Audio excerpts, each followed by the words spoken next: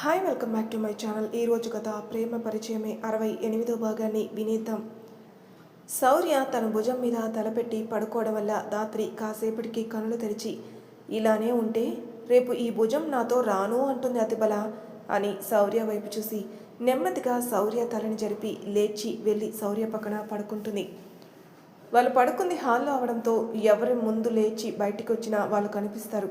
So శౌర్య తెల్లవారుజామునే లేచి దాత్రిని కూడా లేపుతాడు. ఏమైంది శౌర్య, ఎందుకు చీకటి ఉండగానే లేపేశావు అని కిటికీ వైపు చూస్తూ నిద్రమత్తులో అడుగుతుంది దాత్రి. ఎవరు లేచి బయటకు వచ్చినా మనం కనిపిస్తాం బేబీ డాల్, వాళ్ళ ముందు అలా పడుకొని ఉండడం బాగుండదు కదా, లే అంటాడు. సరే అని లేచి చిన్న చిన్న పనులు మొదలు పెడుతుంది దాత్రి. శౌర్య ఫ్రెష్ అయి పూజ చేసుకున్నాక దాత్రి కోసం వస్తాడు. ఇంటి ముందు ముగ్గు వేస్తూ కనిపిస్తుంది. నీకు ముగ్గులు వేయడం వచ్చా దాత్రి అంటాడు శౌర్య. ఫోన్ చూపించి నవ్వుతూ కన్ను కొడుతుంది దాత్రి. ఇద్దరు ఒకరినొకరు చూసుకుని నవ్వుకుంటారు. మాధవి గారు లేచి వీళ్ళని అలా చూసి సంతోషపడుతూ వంటగదికి వెళ్ళిపోతారు. అప్పుడే పడుతున్న నులివెచ్చని కిరణాలు దాత్రి బుగ్గల్ని ముద్దాడుతూ అందంగా కనిపిస్తుంటే శౌర్య ప్రేమగా చూస్తూ ఉంటాడు. విదర్ లేచి బయటకొచ్చి వీళ్ళిద్దరినీ అలా చూసి మళ్ళీ ఒక పిక్స్ తీసి శౌర్యకి పంపుతాడు. అలానే వచ్చి శౌర్య భుజంపై చేయి వేసి పక్కన కూర్చుంటాడు. శౌర్య గుడ్ మార్నింగ్ రా అంటాడు. విదర్ గుడ్ మార్నింగ్ అని దాత్రి వైపు చూసి గుడ్ మార్నింగ్ సిస్టర్ అంటాడు. దాత్రి ఒక స్మైల్తో గుడ్ మార్నింగ్ బ్రో అంటుంది. శౌర్య విదర్ మోకాలపై చెయ్యి వేసి ఈరోజు ప్లాన్స్ ఏంట్రా అంటాడు. అది చెప్పడానికే వచ్చా. నిజానికి మా బ్యాచ్ మేము వెళ్లాల్సిన ఊరు వెళ్ళిపోయారట్రా. అక్కడ మేము చేయాల్సిన వర్క్ రేపటి నుంచి మొదలు పెట్టేద్దామని. నేను వెళ్ళాలి ఈరోజు అంటాడు. డాడ్ అంతకుముందు ఉండే ఇంటికే వెళ్ళేవాడిని అమ్మని తీసుకుని, కానీ అక్కడ అమ్మని వదిలి నేను వెళ్ళిపోతే తను ఒంటరిగా ఫీల్ అవుతుంది. నాన్న డాడ్ బిజినెస్ చూసుకుంటూ రాలేకపోయారు, అందుకే అమ్మని మీతో ఇక్కడ ఉంచాలని తీసుకుని వచ్చాను. ఏం ప్రాబ్లం లేదు కదా అంటాడు. ఓవర్ చేయకు, ఆంటీ ఉంటే మాకేం ప్రాబ్లం, నువ్వు వెళ్ళు, ఆంటీ ఉంటారులే. థ్యాంక్ యూ రా అని విదర్ శౌర్య భుజం మీద చెయ్యి వేస్తాడు. శౌర్య ఫార్మాలిటీస్ బాగానే మెయింటైన్ చేస్తున్నావే అంటాడు. విదర్ నవ్వుతూ నీ దగ్గర నుంచే నేర్చుకున్నాను, సరే మరి నేను వెళ్ళి రెడీ అవుతాను అని లోనికి వెళ్ళిపోతాడు. రాత్రి ముగ్గు వేయడం అవ్వడంతో లేచి విదర్ మాటలు విని అతను వెళ్ళాక శౌర్య ఇలా అడుగుతున్నానని ఏమీ అనుకోకు, వాళ్ళు ఉండేది వేరే కంట్రీలో కదా, అతను నీకెలా పరిచయం, అది ఇంత బాండింగ్ ఏంటి మీ మధ్య? అది ఓ షార్ట్ స్టోరీ బేబీ డాల్. విదర్ వాళ్ళ ఫాదర్ని నేను సిబిఐలో కలిశాను.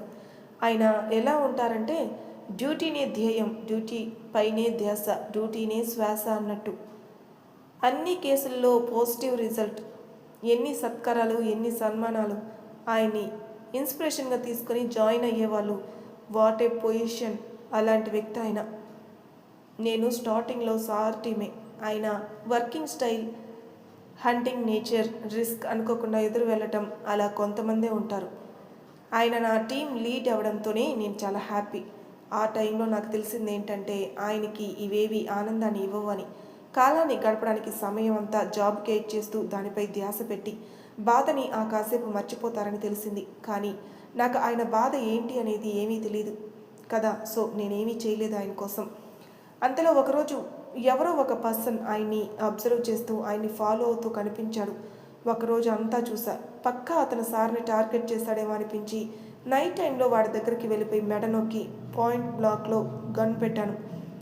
నాకు అతని కళ్ళల్లో భయం కనిపించలేదు. అప్పుడే వస్తున్న సార్ని చూసి బాధ కనిపించింది. నేను ఆ గన్ తీసేసి ఎవరు నువ్వు అంటూ గద్దించాను. నా వాయిస్కి దూరాన్న సారు ఎవరు శౌర్య అన్నాడు. ఎవరో సార్ మిమ్మల్ని ఫాలో చేస్తున్నారు అంటూ కాలర్ పట్టుకుని ఆయన ముందుకు లాక్కొచ్చాను. ఆ సారు కూడా ఎవరు నువ్వు, నీకేం కావాలి అన్నాడు. అతను ఏమీ మాట్లాడకుండా ఆయన్నే చూస్తూ ఉన్నాడు. నేను వాడి మెడపై ఒక్కటేసి మాట్లాడు అని అరిచాను. దాత్రి శౌర్య ఎక్స్ప్రెషన్స్కి నవ్వుతూ వింటుంది. శౌర్య మాత్రం ఆ కథ చెప్పే పనిలో ఉన్నాడు. ఇంతలో సార్ మాట్లాడవేంటి అని దించి ఉన్న వాడి తలని పైకెత్తుతారు. వాడి కళ్ళల్లో నీళ్లు. ఆయన అలానే చూస్తూ ఉంటే వాడు happy birthday dad, miss you అంటూ హక్ చేసుకున్నాడు. సార్ బర్త్డేనా అని నేను అనుకుంటుంటే ఆయన ఒక క్షణం ఆశ్చర్యపోయి వాడు హక్ చేసుకోగానే సింహంలో ఉండే మనిషి కన్నీళ్ళతో ఎలా ఉన్నావు విదర్ అన్నారు. మీరు లేకుండా మేము ఎలా ఉంటామో తెలీదా డాడ్ అంటాడు విదర్. ఇద్దరు కన్నీళ్లు పెట్టుకుంటే నా కంట్లో కూడా నీళ్లు తిరిగాయి. ఇంతలో విదర్ కళ్ళు తుడుచుకుని వెనక్కి వెళ్ళి ఏదో తీసుకుని వచ్చాడు. అంతలో నేను విష్ చేసేసాను.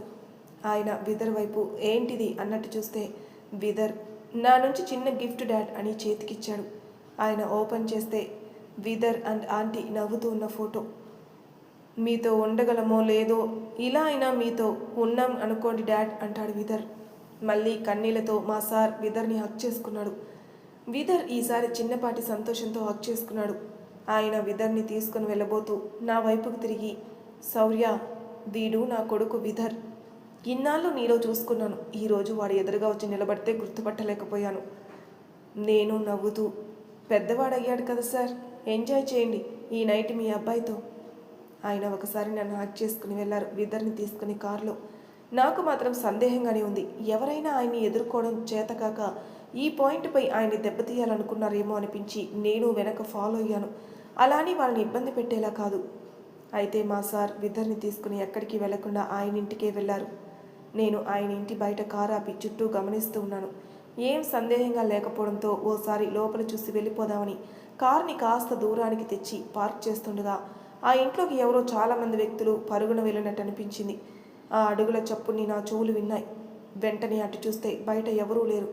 వెంటనే ఇంట్లోపలికి వెళ్ళాను. ఓ బ్యాచ్ ఇంటి చుట్టూ తిరుగుతూ లోనికి వెళ్ళడానికి చూస్తున్నారు. ఇంతలో ఒకడు తలుపు బద్దలు కొట్టి లోనికి వెళ్ళాడు.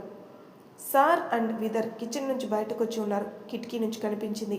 వెంటనే విదర్ని డౌన్ అవ్వు అని సార్ సైగ చేసి డైనింగ్ టేబుల్పై ఉంచిన రివాల్వర్ కోసం అక్కడున్న గోడ మీద నుంచి సార్ దూకుతుంటే లోపలికి వెళ్ళిన వాడు సార్ని టార్గెట్ చేసి కాల్చబోతుంటే నేను వాడి తలకి బుల్లెట్ షూట్ చేశా.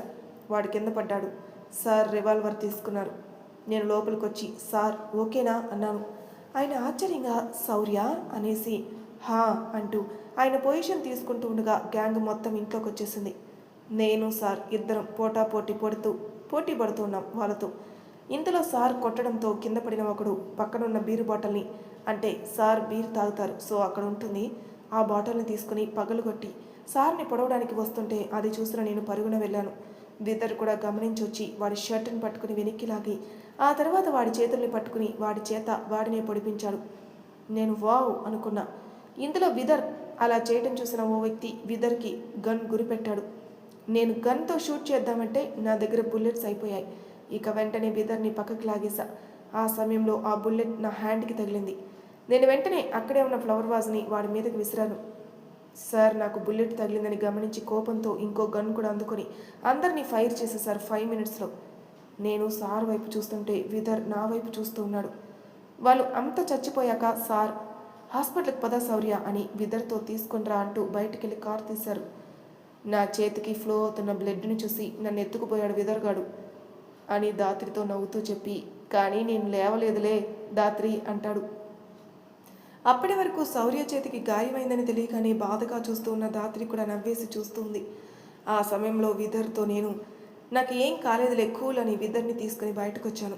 సార్ హాస్పిటల్కి తీసుకుని వెళ్ళారు, బుల్లెట్ తీసేశారు. నేను ఓకే అనుకున్నాకనే విదర్ నాతో థ్యాంక్ యూ, నువ్వు సమయానికి రాకపోయి ఉంటే అంటూ ఫీల్ అయిపోతూ ఉన్నాడు. ఆ మాటలకి నేను ఏమయ్యేది, సార్ వాళ్ళని వేసేసేవారు అన్నాను. ఆయన నవ్వి గుడ్ జాబ్ శౌర్య, కానీ నువ్వెలా వచ్చావు? నేను మీరు ఫీల్ అవ్వనంటే చెప్తాను సార్ అన్నాను. మా సారు నేను ఫీల్ అయ్యే విషయమా ఏంటో అది అన్నాడు. అంటే మీ కొడుకుని అని అతను అనగానే నమ్మేశారు కదా, ఒకవేళ మీ బలహీనత తెలుసుకుని ఎవరైనా టార్గెట్ చేశారేమో అని సందేహంగా మీ వెనకే వచ్చాను సార్ అన్నాను. ఆయన గట్టిగా నవ్వి నా కొడుకును గుర్తుపట్టడానికి సమయం పట్టి ఉండొచ్చు, కానీ వీడు నా కొడుకే, నా ఊహలానే అందంగా ఉంటాడు అని తన తలను నిమిరి విదర్ని నా దగ్గర ఉండమని ఆ గ్యాంగ్ని దింపిన వాడి దగ్గరికి వెళ్ళారు. ఆయన వెళ్ళాక విదర్ మళ్ళీ నాకు థ్యాంక్స్ చెప్పాడు. నేను ఇలా అడుగుతున్నాను అనుకోకు, ఇప్పుడు కూడా మా సార్ నా ఊహ అన్నారు. మరెందుకు మీ అమ్మగారు మా సార్ నుంచి దూరంగా వెళ్ళిపోయారు? పాపం విదర్గాడు ఎవరికి చెప్పుకోలేక ఫీల్ అవుతున్నాడేమో. నేను అలా అడగగానే వెంటనే చెప్పడం మొదలుపెట్టాడు. ఇలా ఏమని చెప్పాలి, అమ్మకి డాడ్ అంటే ప్రాణం, డాడ్కి అమ్మ అంటే ప్రాణం. నాకు వాళ్ళిద్దరే ప్రపంచం. నా చిన్నతనంలో అమ్మ నన్ను తీసుకుని అమెరికా వెళ్ళిపోయింది. డాడ్ వస్తారని నేను చూడని రోజంటూ లేదు. అమ్మని అడిగితే అమ్మ మీ డాడ్ని నీ కోసం నా కోసం కాదు సొసైటీ కోసం బ్రతుకుతూ వాళ్ళ కోసం వర్క్ చేస్తున్నారు, వచ్చిన రోజు వచ్చారు అనుకుందాం అని అంది. నాకు ఆ మాటల అర్థం తెలిసి సైలెంట్గా ఉన్నాను. వారానికి ఒకసారైనా నాతో ఆడుకునే డాడ్ లేరు, రారు. ఒంటరిని అయిపోయాను. నాదో లోకం అయిపోయింది. అమ్మ తనని తాను బిజీగా మార్చుకుంది డాడ్ని మర్చిపోవడానికి. కొన్నాళ్ళకి నేను కూడా ఆనందంగా ఉండడానికి ప్రయత్నిస్తూనే ఉన్నాను. ఫ్రెండ్స్తో ఎంతలా మింగిల్ అవుతాను అంటే వాళ్ళకి నేనంటే ప్రాణం. కానీ నాకెవ్వరూ ఫాదర్ లేని లోటుని తీర్చలేరు అని అర్థం అవడానికి ఇన్నేళ్ళు పట్టింది. ఇన్నాళ్ళ తర్వాత అమ్మని అడిగితే మా డాడ్ రారని, మనల్ని మర్చిపోయి ఉంటారని బాధపడింది.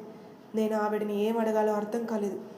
ఎన్ని బర్త్డేస్ నైట్ మా డాడ్ విష్ చేస్తారని వెయిట్ చేశాను. నాతో అమ్మ కూడా అంతే, ఫోన్ చూస్తూ వెయిట్ చేసేది. నాకు అప్పుడు తెలిసేది కాదు, కానీ అలా అయినా డాడ్ గొంతు వినాలని ఎదురు చూసేదని కొన్నాళ్ళ క్రితం తెలిసింది. ఎన్నాళ్ళని ఒక మనిషిపై ప్రేమని దాచుకుంటాం, ఎన్నాళ్ళని నిరీక్షిస్తూ ఉంటాం. నా వల్ల కాక కొన్ని రోజుల క్రితం నేను ఇక్కడికి రావాలనుకున్నాను. డాడ్ బర్త్డే కూడా ఉంది కదా, తప్పకుండా కలవాలి, ఎలాగైనా వాళ్ళని కలపాలని అనుకుంటూ వచ్చాను. డాడ్ని కలిశాను. విదర్ చెప్పిన మాటలు విన్న నాకు చాలా బాధేసింది దాత్రి. పిల్లల కోసమైనా తల్లిదండ్రులు కలిసి ఉండాలి, అలా అయినా వాళ్ళ బంధం నిలబడాలి. కానీ వాళ్ళు అలా లేరు. ఇంతలో నాకో ప్రశ్న. వెంటనే విదర్ని అడిగాను, ఇంత ఇష్టం ఉన్న వాళ్ళు ఎందుకు విడిపోయారు? నీకు ప్రేమని ఎందుకు దూరం చేశారు విదర్ అని. ఏమో, అది తెలుసుకోవాలని వచ్చాను అని విదర్ అన్నాడు. గన్ కోసమని వెనక్కొచ్చిన మా సార్ విదర్ మాటలు విని అక్కడే నిలబడిపోయారు. నేను చూసేసరికి విదర్నే చూస్తున్నారు. నేను సార్ అన్నాను ఆయన్ని చూసిన వెంటనే. ఆయన నా వైపు ఒకసారి చూసి విదర్ దగ్గరకు వచ్చి, నీ మనసుని కష్టపెట్టి చాలా పెద్ద తప్పు చేశాన్రా అంటూ విదర్ చేయి పట్టుకున్నారు. మీ తప్పు కాదు డాడ్ అని విదర్ ఆయన్ని హక్ చేసుకుని, అసలు మాకెందుకు దూరంగా ఉన్నారు డాడ్ అని అడిగాడు. మా సార్ విదర్ని దూరంగా జరిపి చెప్తాను అని అలా ఫ్లాష్ బ్యాక్లోకి వెళ్ళారు. మనం సార్ మాటల్లో విందాం. ఊహకి నలుగురితో ఆనందంగా ఉండడం ఇష్టం, అలాగే నలుగురికి సహాయపడడం ఇష్టం. మీ అమ్మ సామాజిక సేవ నీకు తెలిసిందే కదా విదర్, అదే నాకు నచ్చింది. మేమిద్దరం ఒకరినొకరు ఇష్టపడి పెళ్లి చేసుకున్నాం. విదర్ని ఉద్దేశించి, నీకు 10 years అప్పుడు ఇంట్లో ఏదో వ్రతమని చిన్న ఫంక్షన్ పెట్టుకుంది మీ అమ్మ. ఆ సమయంలో నా చెల్లెలు, తన హస్బెండ్, వాళ్ళ పిల్లలు మా ఇంటికి వచ్చారు. అయితే ఈవినింగ్ 7 గంటల సమయాన నీకు బాగా స్టమక్ పెయిన్ వస్తుంది అని ఏడవడంతో ఊహ కూడా ఏడ్చేసింది. నేను హాస్పిటల్కి తీసుకుని వెళ్ళాం మేమిద్దరం. ఇక ఇంట్లో నా చెల్లి, బావ, నా మేనలుడు, ఒక చిన్న పాప, నా మేనకోడలు ఉన్నారు. చాలా బాగుంటుంది తను. ఆయన కంట్లో నీళ్లు తిరుగుతాయి. అయితే ట్రాఫిక్ వల్ల అండ్ అపాయింట్మెంట్స్ లేకపోవడం వల్ల కాస్త ఇన్ఫ్లుయెన్సెస్ వాడి డాక్టర్ని కలవటం, మళ్ళీ ఆ ట్రాఫిక్లో రావడం రెండూ లేట్ అయ్యాయి. అలా వచ్చేసరికి 11 అయింది. వచ్చేసరికి తలుపులు తెరిచే ఉన్నాయి, కానీ నిశ్శబ్దంగా ఉంది ఇల్లు. ఊహకి భయం వేసి నన్ను విదర్ని గట్టిగా పట్టుకుంది. నేను చాలా నార్మల్గా లైట్స్ వేశాను. ఎవరు హాల్లో లేరు, నిద్రపోయారనుకుని డోర్ క్లోజ్ చేసి, ఏమైంది ఊహ అని అడిగాను. నాకెందుకో భయంగా ఉంది అని విదర్ని నాకు దగ్గరగా తోసి వెంటనే నా చెల్లెలుండే గదికెళ్ళింది. నేను విదర్పై చెయ్యి వేసేలోపే ఊహ గట్టిగా అరిచింది. నేను వెంటనే విదర్ని తీసుకుని అక్కడికి వెళ్తే నేను రావడం చూసిన ఊహ నా కళ్ళు, విదర్ కళ్ళు మూసేసింది. నా గుండె కొట్టుకోవడం ఆ క్షణం వింతగా పరిగెత్తింది. నేను ఊహ చెయ్యి తీయబోతూ ఉంటే, వద్దు రాథోడ్ అంది బాధగా. నాకు భయం వేసింది. వెంటనే ఒకటే ప్రశ్న వేశాను, నా చెల్లి ప్రాణాలతో లేదా అని. ఊహ అస్సలు మనిషిలానే లేదు అంటూ నా కళ్ళకున్న చేతులు తీసేసి విదర్ని అటు చూడకుండా తన ఎదకి హత్తుకుని ఏడ్చేస్తూ ఉంది. నేను వెంటనే అటు చూశాను. అరవకుండా ఉండలేకపోయాను. మా బావ, చెల్లి దేహాలు అక్కడే ఉన్నాయి, కానీ రక్తపు ముద్దలై ఉన్నాయి. రూము నిండా రక్తపు మరకలు, రక్తపు మడుగ. ఎవరో నిద్రపోతూ ఉండగా వచ్చి నరికేశారు. నేను అది చూసి అక్కడే కుప్పకూలిపోయాను. ఇంతలో ఊహ విదర్ని తీసుకుని పక్కనున్న చిన్న గదిలో ఉన్న పాప, బాబు దగ్గరికి వెళ్ళి గుండెని చేత్తో పట్టుకున్నట్టు భయపడుతూ విదర్ ఒక చేత్తో కళ్ళు మూసి ఇంకో చేత్తో డోర్ ఓపెన్ చేసింది. తను వెంటనే స్లో కోల్పోయింది. తన కింద పడిన సౌండ్కి లేచి తన వద్దకు వెళ్ళాను. విదర్ ఊహని పట్టుకుని భయంగా ఏడుస్తూ ఉన్నాడు. నేను వెంటనే వాటర్ తెచ్చి ఊహపై చల్లాను. కళ్ళు అయితే తెరిచింది, కానీ చాలా డల్ అయింది. వెంటనే విదర్ని హత్తుకుని గట్టిగా ఏడుస్తుంది. నాకప్పుడు గుర్తొచ్చి ఆ పిల్లలున్న గదిని ఓపెన్ చేశా. రక్తం ఇంకా పారుతూనే ఉంది. ఇద్దరిని చిన్న పిల్లలను కూడా లేకుండా దారుణంగా పొడి చేస్తారు.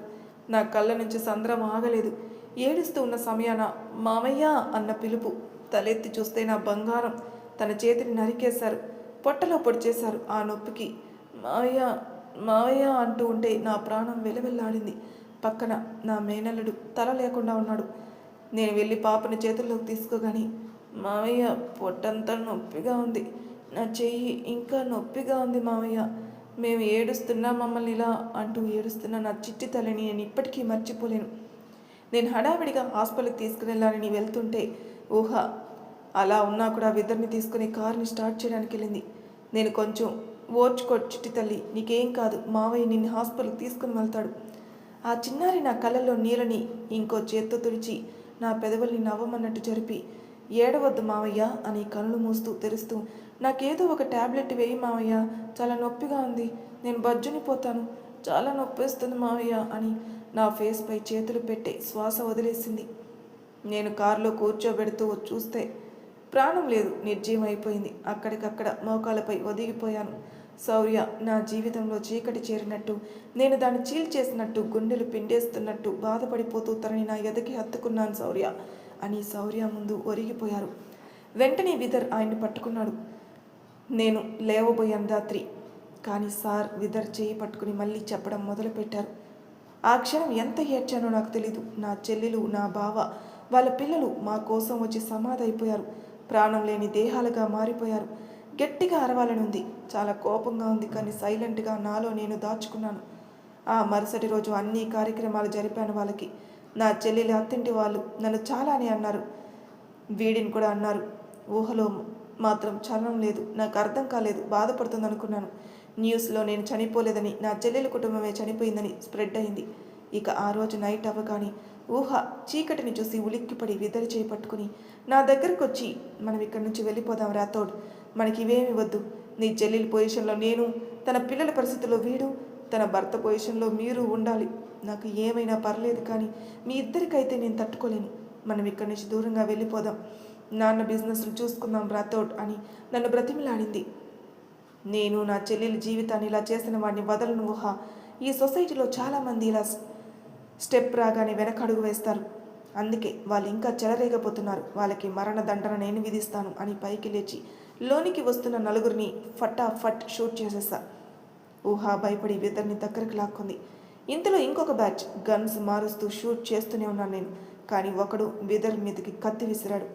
అది గమనించిన నేను అడ్డుగా వెళ్ళాను. నన్ను గమనించిన ఊహ నాకు అడ్డుగా వచ్చింది. బై గాడ్ గ్రేస్ తన చేతిలోని దిగింది. ఊహ అది అలా పట్టుకొని నిలబడితే నేను దాన్ని పక్కకు కూర్చోబెట్టి వాళ్ళతో ఫైట్ చేశాను. నాకున్న కోపాన్ని మొత్తం వాళ్ళ మీదే చూపించేశాను. ఒక్కడు కూడా ప్రాణాలతో వెళ్ళలేదు. ప్లీజ్ రాథోడ్ ఒప్పుకో, ఇప్పటికైనా వెళ్ళిపోదాం అంటుంది ఊహ. లేదు ఊహ, వాడిని చంపాలి నేను అన్నాను. ఇక నేను అర్థం చేసుకోను అనుకున్న ఊహ, సరే నీకు రావాలి అనిపించినప్పుడే రా, నేను నా కొడుకుని బలి చేయలేను అంటూ వాడిని తీసుకొని అప్పటికప్పుడు వెళ్ళిపోయింది.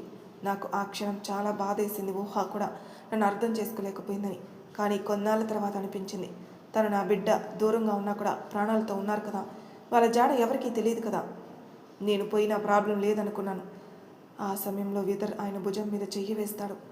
అలాగే నాకు అంత ద్రోహం చేసిన వాడిని ప్లీజ్ చంపద్దు, నా ప్రాణాలు తీయద్దు అని స్టేజ్ వరకు తీసుకుని వెళ్ళి 4 ఏళ్ల పసిపిల్ల ఎంత క్షోభ అనుభవించి ఉంటుందో, ఎంత భయపడి ఉంటుందో వాడికి అప్పుడు కలగని జాలి నాకెందుకు అని చిత్రవద చేసి చంపాను. వాడు నొప్పిగా ఉంది అన్న ప్రతిసారి నా కోడలు నవ్వే గుర్తు చేసుకునేవాడిని.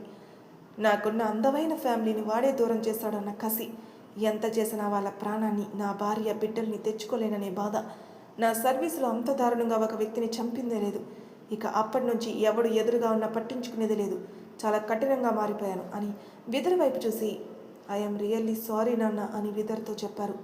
విదర్ బాధగా ఆయన్ని హక్ చేసుకున్నాడు. నాకు కూడా చాలా బాధేసింది ఆయన అలా చూసి. నేను కూడా వెళ్ళి హక్ చేసుకున్నాను. దాత్రి, ఇక్కడ ఎవరిది తప్పు దాత్రి? తప్పు అని తెలిసినా తప్పు చేస్తున్న వాడిదా? ప్రాణం విలువ తెలిసినా ప్రాణం తీస్తున్న వాడిది కదా తప్పు. దాత్రి తల ఊపుతుంది. తను ఏమీ మాట్లాడలేకుండా ఉంది. నిజాయితీ గల పోలీస్ ఆఫీసర్కి అలాంటి పరిస్థితి రావడం చాలా విషాదకరమైనది. అలా మేము ముగ్గురం బాధలో ఉంటే హాస్పిటల్లో సిస్టర్ డోర్ నాక్ చేసింది.